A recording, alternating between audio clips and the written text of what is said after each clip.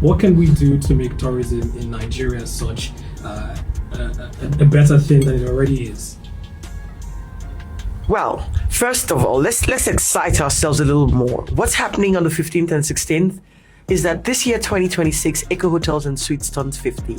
And I think that with Eco Hotels turning 50, Lagos is excited, Nigeria is excited, Africa is excited.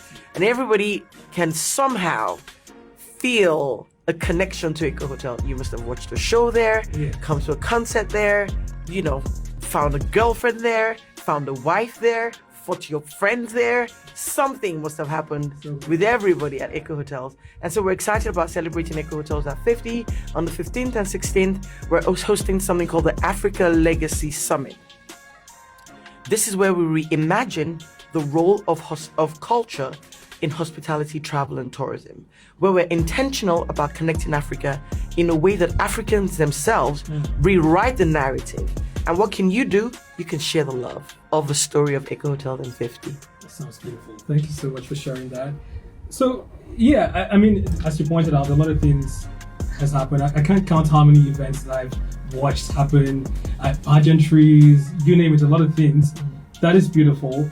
I want to add, because talking about tourism, I don't know if you saw this happen quite recently. Someone said that it's Oluma Rock, right? That they're paying a certain amount of money to create content, and they're feeling like, tourism would die if they start to encourage those kinds of things where there's like price tags before people can create content and things like that. Do you agree that that's something that's taken away from tourism? Well, I think we first of all need to get to the point where we appreciate our culture and our values in tourism enough to want to pay good money for it. Oluma Rock is a beautiful edifice that Nigeria owns. I don't know anywhere else where you have rock formations as beautifully laid out, as ancient, as historically rich and really, really thrilling. I don't know, have you been into Oluma Rock? I've seen videos. Oh yes, it's amazing. The walk up to the hill is nothing like you've ever imagined. The little holes there, the people who have lived there all their lives.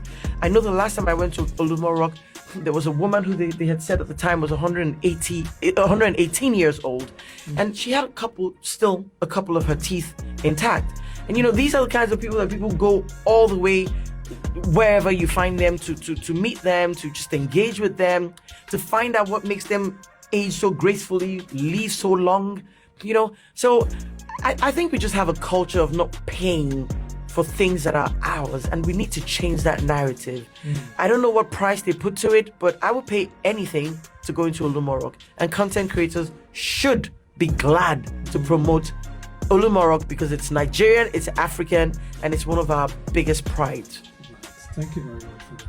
I just want to know what Eco Hotels is doing differently to support tourism, because I know that there are different people, different industries that are trying in their little way to support tourism.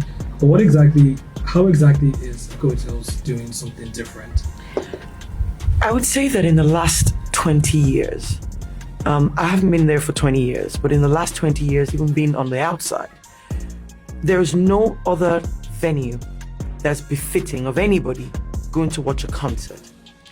Now, the people who are doing the concerts started out with us.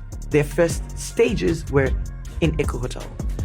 Comedy, move from music, comedy. All the comedians that have blown today have aspired to get on Eco Hotel stage. And I know that in the last at least 15 years, we have very, very greatly supported them with packages that are affordable for them to be able to showcase themselves through comedy on the stage of Eco Convention Center. And this is how we're investing in that part of tourism. It's driving people from all over the world to come and sit down and watch and unwind. We like enjoyment in Nigeria. We like enjoyment in Africa. So as long as you're creating something, people are coming, you're giving them an opportunity to make it sustainable. This is how we're investing. Move on from music, move on from comedy. Talk about fashion. All your beautiful pageants have happened in Eco Hotel. When you want to take it to the next level, Eco Hotel is the place to take it to. And what then happens? You find it a little difficult, you can't afford it, we have packages for people that have exciting things that put Africa on the continent. Now, move away from all of that. Echo Hotel itself is so much more than just a hotel. We do have rooms, we have restaurants, but that's not all that we're about. In the last 10 years, I would say, we've been very intentional. We've invested very heavily in promoting packages that are African in nature. And what that has done is that over Christmas period, over 12 days, which started over a weekend, we've moved from weekend to doing 5-day packages to 7-day packages. We're now doing 13-day packages. And we have people from all over coming to Dirty December, what is today called Dirty December. But where did all that start? We were intentional about investing in it. In the last 4 years, we went from creating a tropical Christmas to creating an African tale of Christmas, which means alo, alo. That's what we were hearing. Tales by moonlight. All of those beautiful things that we were raised loving, and we brought those back. Why? Even the audience was hungry for it. We spent the first 4 years doing Candyland, Fancyland, whatever you want to call it, that we copied from the West. And by the time the management and the ownership decided that we needed to move away from telling stories that people are going everywhere else and getting bored of, people were looking for culture. And a little girl had said, why don't you tell an African tale of Christmas? It broke our hearts, honestly. And since then, we haven't covered Africa enough. Even Santa comes and gets coronation in Africa, in Echo Hotel, and in Nigeria and in Lagos. And this is the show. This is the show. This is what people are paying for. He has a wife. We've given him a lot of concubines. We've given him family. Yeah. And concubines doesn't have to be many wives. It could be just a larger family. You know what I mean? So we've also identified that it is the culture that people want to come and see, that they want to pay for. I was saying to my boss the other day, in the last 2 years, the amount of Americans, the amount of Black Americans, Africans in the diaspora, the amount of Asians that are coming to Nigeria to look.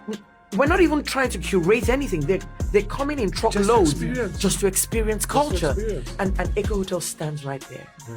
Beautiful property, 850 odd rooms, 11 hotels, everything you can think about, every star rating. And if you have a budget, you go to Echo Gardens. You have money, you want to do good life, which we like to do, go to Echo Signature, and everything in between.